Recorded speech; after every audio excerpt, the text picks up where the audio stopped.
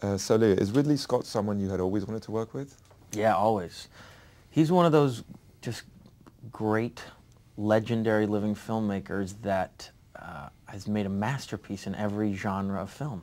He's, you look at, God, I mean, Alien, Blade Runner, Gladiator, Thelma and Louise. I mean, the list goes, it just goes on. And I knew that he had a different style of filmmaking than any other director I'd ever worked with. I know he was technologically way ahead of the curve, but what I didn't really know about is how he was with actors, and I learned that he is one of the, he's fantastic to work with in the sense that he reacts to you on such an instinctive level. He trusts his gut with everything, and he just either believes it or he doesn't believe it, and that's been kind of the motto in working with him, and that's what you see up on screen. There's rarely a moment in this movie, I think, that people will say, oh, well, that was over the top, or, schmaltzy. He reacts to things to you as an actor on such a gut level. It's amazing. And, he's simultaneously able to operate 6 different cameras at the same time, and is so efficient with his time, and likes to go in and know that he's gotten a full day's work and accomplished a tremendous amount in that day. And he does. So he's an amazing filmmaker. Let's talk a bit about your character, Roger Ferris. How do you see him, and what was it about the character that attracted you? Well, what attracted me about the character is that here you have a guy operating on such a high level in CIA operations in the Middle East, trying to forge relationships with the enemy, forge relationships with Jordanian intelligence, and is somebody that really truly wants this war to end. He wants to be honorable to his country, but at the same time knows that he's operating in a way that his country may not necessarily understand or may not approve of. He's being undermined by his boss back home, who constantly putting him in life-threatening situations. But he feels that he's trying to operate in a different sort of moral context than his country would like him to, than that his operational officer would like him to.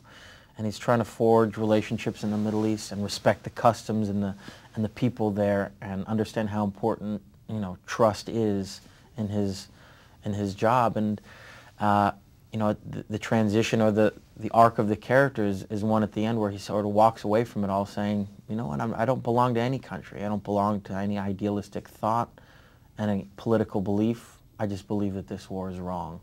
And I just think that's an interesting journey for a character. His relationship with Hoffman is key in the film. What was it like working with Russell? Russell is one of the great actors of our time. He's consistently made great character choices, done great movies, and I worked with him when I was very young doing Quick and the Dead, and he had a great attitude about making movies. He was a cool guy to hang out with. He had a great sense of humor.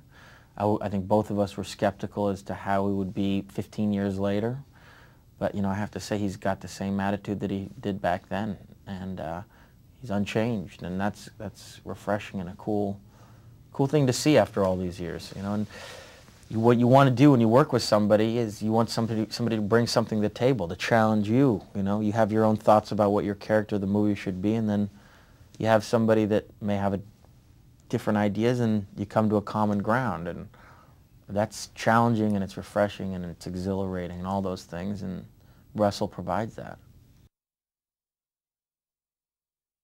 How physical was it for you, and how was the shoot like in Morocco? It was one of the hardest movies I've ever had to do. Just the general pace, some of the physical stuff, some of the action sequences were sort of defied my imagination. Like I said about Ridley, he's just able to concentrate and multitask unlike any other director I've ever. And these sequences are just sort of second nature to him. He's able to just do them and do them unconsciously, and not unconsciously, but he's got so many great people working around him too in all these different departments that are able to give him what he wants at any given moment. So, like I said, if you shoot a giant action sequence and the next minute he'll say, all right, look, I've got this helicopter flying around 2 blocks away. I want you to run over there and run through the entire town, tackle this guy, pretend to stab him, and then shoot these other 2 guys, and then just kind of weave in between these 2 cars. We're going to shoot it in 10 minutes. Are you ready? Okay, cool. You gotta, you just gotta get used to that pace, you know, and, you know, it's fun at the end of the day. I've never met anyone that can change his accent as well as you can. Your English South African was amazing, and Thank now you, you're mate. speaking Arab, even dialects. What was that like?